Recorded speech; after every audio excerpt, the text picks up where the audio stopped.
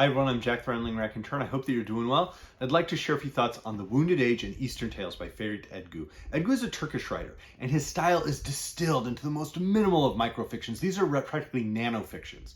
Edgü attempts to capture as much truth, as much emotion in as few words as possible in these stories. They are snapshots of 30 seconds, a minute of life, and yet they capture so much of reality, so much authentic emotion, pain, the ideas, the questions that brim to our minds in those 30 seconds. And so these are extraordinary tales, extraordinary stories. And there's a real pathos to each of these fictions and journalistic nonfictions, because Edgü is in many ways cataloging the absolute horror on the eastern border of Turkey that has been perpetrated on the Kurds. And so in the opening long novella, The Wounded Age, he's a journalist traveling east and discovering refugees, discovering people he's not allowed to speak to. But within the microfictions that close these volumes, the Eastern Tales, we see how his style has distilled to capture that. So the final passage is what? What are you looking for on that ungodly mountain? Asked a familiar voice. I'm not looking for anything. I'm just there on the mountain, among its living and the dead. That's all. That's what I said. Don't speak like you're one of them. Why are you there? I don't know, I said. Maybe because I'm no longer one of you, but one of them. And throughout it, we feel that Edgü is an outsider. There's a barrier between Edgü, the writer, and the people who he's trying to find a sense of unity and community with, the people he's trying to give a voice to. And yet there are barriers. The specific barrier is translation. He must travel as the narrator with a translator who's perhaps not always sharing the truth of what individuals are telling him. And he's writing down what he observes, but he's told there are places he's not allowed to go, places he's not allowed to observe. And so we always get this sense, and he's very clear about the sense that he's trying to share as much as he can, to capture as many of these lives and voices as he can, knowing that perhaps he's the only one who will actually bear witness to this record. And so there's a deep pain that he's trying to get at and to share with himself and with his community, but with the wider world. So let's read a few more examples of this. He shares, we're passing through settlements, sprawled out, random, in the distance, lost among the rocks, villages, hamlets, encampments, as if oblivious to each other. Barely any roads in sight, and the few we can see separate more than connect the villages, hamlets, encampments. And isn't that a fascinating question right there, right from the off? This is the second passage he shares in what seem to be almost dispatches from Eastern Turkey. And he shares this idea that there are these roads, but rather than connecting individuals and connecting communities, the roads seem to almost be additional barriers. They cut off and set apart the villages and hamlets. And there's a very sad truth to that. A dirt path, unclear where it starts or where it ends. Another path descending to the water, a third curving around a hill, like a labyrinth. Then nothing. A tree here, a tree there. Why aren't they closer? Why do they live scattered like this? People here, Vehab says, don't like living too close together. Up on the mountain, say, by a stream you'd see a house. More like a burrow. You'd think maybe it's a stable. Push open the door and go in. A woman waiting for her man greets you. Inside is dark, like it's twilight. In winter, sooty, full of smoke. In a corner, you hear the cries of a baby you can't make out. Another baby crawls through the dark, finds your feet, wraps herself around them. In those small hands clutching your legs, you sense some kind of pleading. Don't hurt us. Spare us. We're here. Leaning against a rock, staring at a sheep pen, he's telling me all this, Vehab, my guide. If you'd like, let's stop by. Open the door and go in, he says. I turn away. No need, I say. Even if I don't see it, what you say must be true. One can't make up these sorts of stories. Besides, I suspect we'll see worse things. We stop at a bridge. Gaining out of the jeep, I approach the lieutenant who's guarding the bridge. After introductions, I gesture towards the people gathered on the other end. Can I talk to them? Do you know their language? No. Then how will you? They don't know your language either. My guide's with me, I say, pointing at Vehab, who's sitting in the back of the jeep. The lieutenant scans Vehab. Then talk then, he says, but only with those who are on this end of the bridge. The ones on the other end, not allowed. In a later section, he recalls,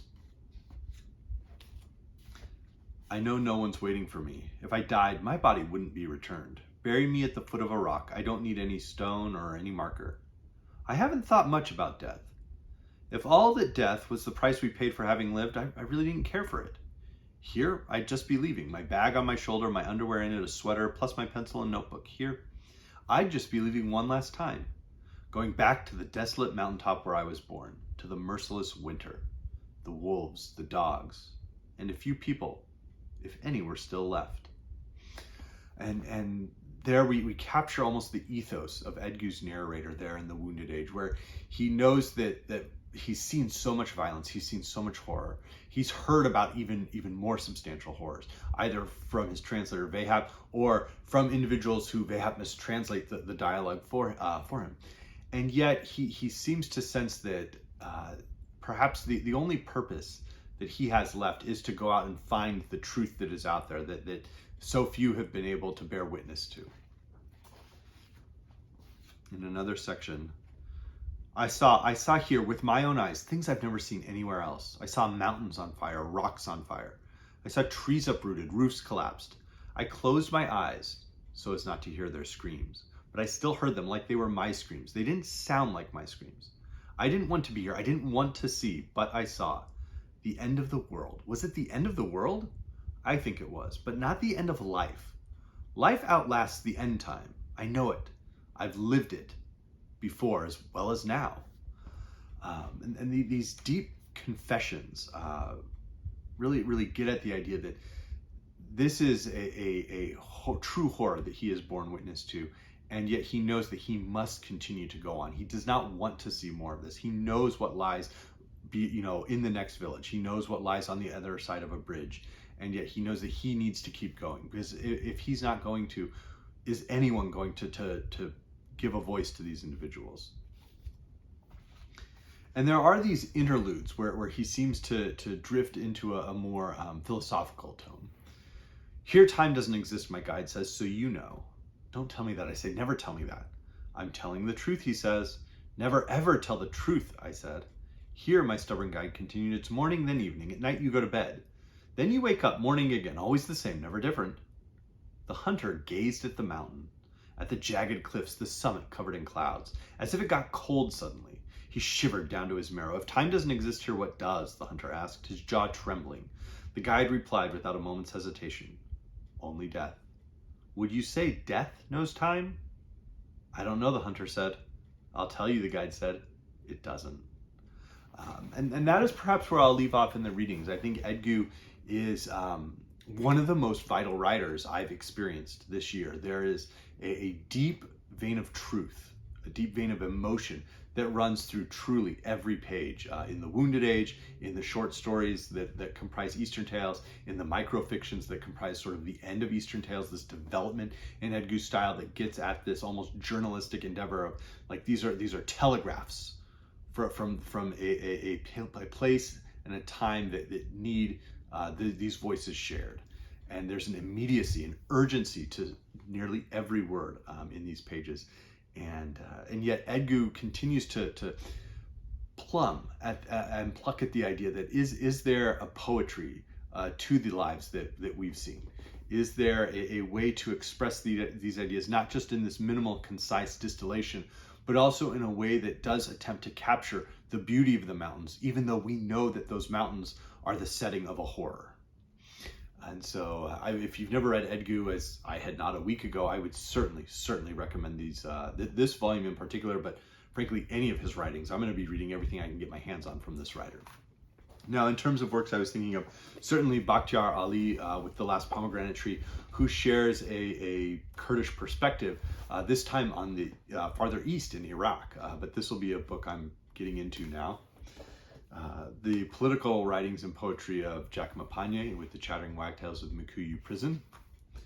A work like it would be Night in Caracas by Karina Borgo, which reveals the danger and horror of living in Venezuela during a time that is extraordinarily dangerous as social changes are occurring and there's a totalitarian government. Certainly Dispatches by Herr. These were written during the Vietnam War. And many of the same ideas around emotion, realizing that there's an individual who is seeing, bearing witness to violence, and violence towards individuals who truly are innocent, who have done nothing to bring this violence upon themselves. In a sense, so many throughout history never have. And Herr was capturing that idea. I think there are parallels to some of the ideas in Blood Meridian questions around violence, questions around authority, and how does authority perpetrate violence or defend the defenseless. And I would say philosophies that are quite dark. The sense that so much of these dispatches in Ferit Edgü's writings seem to come as dialogue remind me of minimalist writers like Henry Green and Loving, or the writings of Samuel Beckett. And then certainly I think Toni Morrison's A Mercy, which I reread this year, feels close, not just in terms of the emotion, but also in terms of that pure distilled style and the idea that there's a truth people are trying to share. Almost as if they're sharing, what is the truth that could be shared if I had one last breath? That's the type of writing that Morrison would engage in, and certainly that Edgü wants to engage in. In terms of other minimalist writers, someone like Lydia Davis, the writings of Isaac Babel develop deeper characterizations, but get at that same truth, particularly in Red Cavalry, as he's exploring the horrors of the Polish-Soviet War in 1919. So let me know if you've read other works by Edgü. Let me know if you have a favorite Turkish writer. I read from Orhan Pamuk, but I'd be interested in reading more Turkish writers. But I hope everyone's doing well. Thank you.